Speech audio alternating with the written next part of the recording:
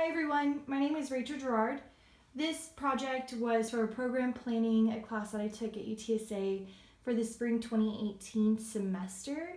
We were instructed to find a program and then find out, intervention strategies, and then this is the logic model that I created. Now, my program is Alcohol Education Initiative, and the mission statement is to inform college students 18 to 24 years old about resisting peer pressure when exposed to alcohol and to provide healthier coping mechanisms to decrease alcohol consumption. So according to the logic model, there's a few different factors: inputs, activities, outputs, short-term outcomes, midterm outcomes, and long-term outcomes. So let's get started. So for the inputs of this program, of course, there's going to be funding, contributions from sponsors and grants. That's going to be the money needed to put on this program. And then we're going to have, various aspects of human resources. There's the volunteer coordinators, the volunteers themselves, and then alcohol and drug specialists as well as stress specialists to come in and give seminars to the students. Then we also have community resources, so that'll include the equipment needed to put on the program, the instructional materials that we'll need to go ahead and hand out to students, as well as incentives for them to come to the seminars and get the information needed, and then advertising, space to hold the meetings, and then all the indirect expenses such as, electricity and phone and internet and all that good stuff. As for the activities,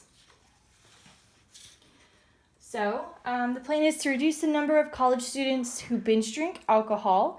We want to minimize the effects of peer pressure on college students who are exposed to alcohol, as well as educate college students about healthier coping mechanisms and offer free unhealthy drinking and coping habit screenings, procedures to go ahead and identify people with, a potential alcohol problem. For the outputs, hopefully 5,000 college students, 18 to 24, will attend the seminars. There's going to be active recruitment of peer volunteers, and then at least 1,000 informational brochures distributed on campus so that students know what we're about, know what's going on, and can come out and attend.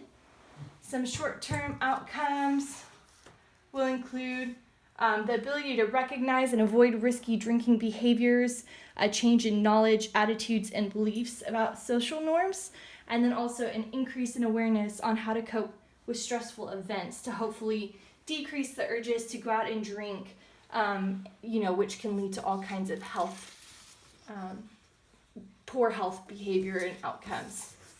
For the midterm outcomes, we'll want to increase the referral of treatment if needed, or utilize secondary prevention to decrease ER visits.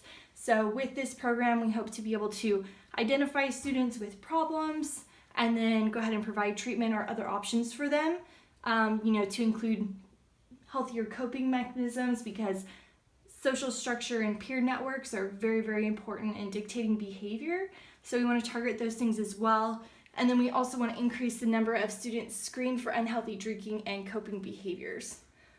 Long-term outcomes of this program will include decrease in binge drinking and prevention of other risky drinking behaviors, a gradual change of social norms to facilitate more health-conscious traditions. So a lot of traditions at school and even with sports involve drinking. It's kind of like a rite of passage in our culture. So definitely want to target those areas to help, reduce the amount of kids that are drinking. And then lastly, want to improve the quality of lives, physically and mentally, of college students ages 18 to 24. So with this logic model and this program, hopefully we can target these individuals, get them some help if needed. If not, give them some information so they can help others, and then ultimately just improve their lives and their experience in college.